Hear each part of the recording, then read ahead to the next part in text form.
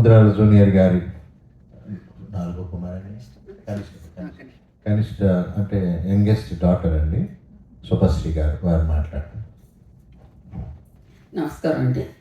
విద్యాసాగర్ గారు ఆహ్వానించినందుకు చాలా ధన్యవాదాలు. ఘంటసాల గారిని నేను బాబాయ్ అని పిలుస్తాను, వాళ్ళ ఆవిడ సావిత్రి పిన్ని అని పిలుస్తాము.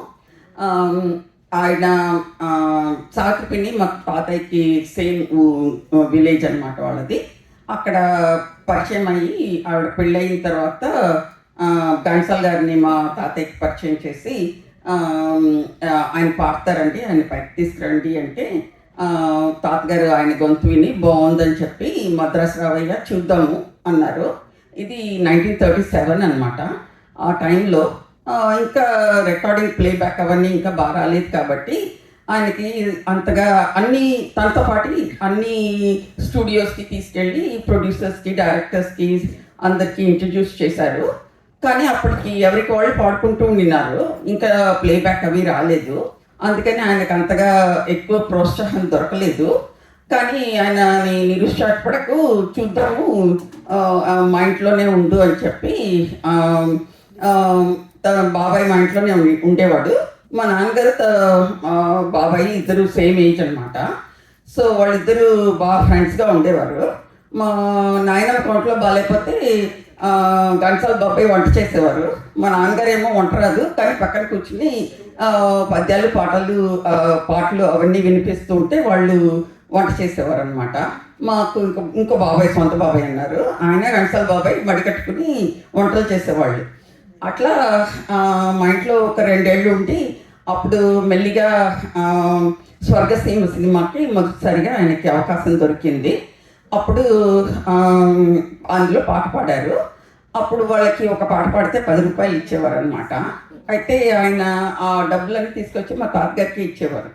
అయితే నేను మీ పెద్ద కొడుకుని నేను సంపాదించి మీకు ఇవ్వాలి అన్నట్లుగా. అయితే తర్వాత ఆయన రోజుకి 1 రూపాయి అట్లా ఆయన ఖర్చుకి ఇస్తే సాయంకాలం వచ్చాక మళ్ళీ లెక్క చెప్పేవారు అనమాట, ఏం ఖర్చు పెట్టాను అని చెప్పి.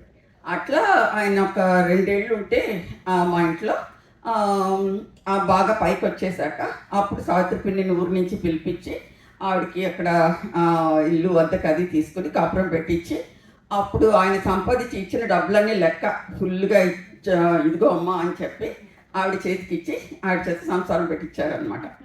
కానీ ఆయన మాత్రం మా నాన్నగారిని ఎప్పుడు, మా తాతగారిని ఎప్పుడు ఒక తండ్రిగానే నాన్నగారు అనే పిలిచేవారు. అయితే మా తాతగారికి చెప్పకుండా ఒక్క పని కూడా చేసేవారు కాదు. ఆయనకి ఇల్లు కొనాలన్నా ఏం చేయాలన్నా తాతగారికి చెప్పి ఆయన సరే అంటేనే చేసేవారు అనమాట. వాళ్ళిద్దరి బంధం అసలు ఎలా ఉండేది అంటే ఒక నిజమైన తండ్రి కొడుకులు కూడా అలా ఉంటారో లేదో తెలీదు, అట్లా ఉండేవాళ్ళు అనమాట. అసలు మనకి తాతగారు కూడా ఎట్లా అంటే ప్రతిదానికి నీకు మొహమాటం రా, నీకేం తెలీదు, ఎంత అడగాలో ఏం తెలియదు నీకు, నేను మాట్లాడతాను, అట్లా అన్నీ ఆయనకి దగ్గరుండి చేసేవారు అనమాట. అట్లా వాళ్ళిద్దరిది ఎంత మనకి అసలు గగ్గురు పొడుస్తుంది వాళ్ళు. అసలు ఈ కాలంలో నిజమైన తండ్రి కొడుకులు కూడా అలా ఉండరు, అంత మంచి సంబంధం వాళ్ళది. అండ్ ఆయన అంటే చాలా గౌరవం అనమాట, చాలా బాగుండేవారు వాళ్ళు. సో ఇట్లాంటి ఒక దీనికి నేను రావడం అన్నది చాలా సంతోషంగా ఉంది. బాబాయిని గుర్తు చేసుకోవడం, తాతగారిని గుర్తు చేసుకోవడం చాలా సంతోషంగా ఉంది. థ్యాంక్స్ నాకు ఈ అవకాశం.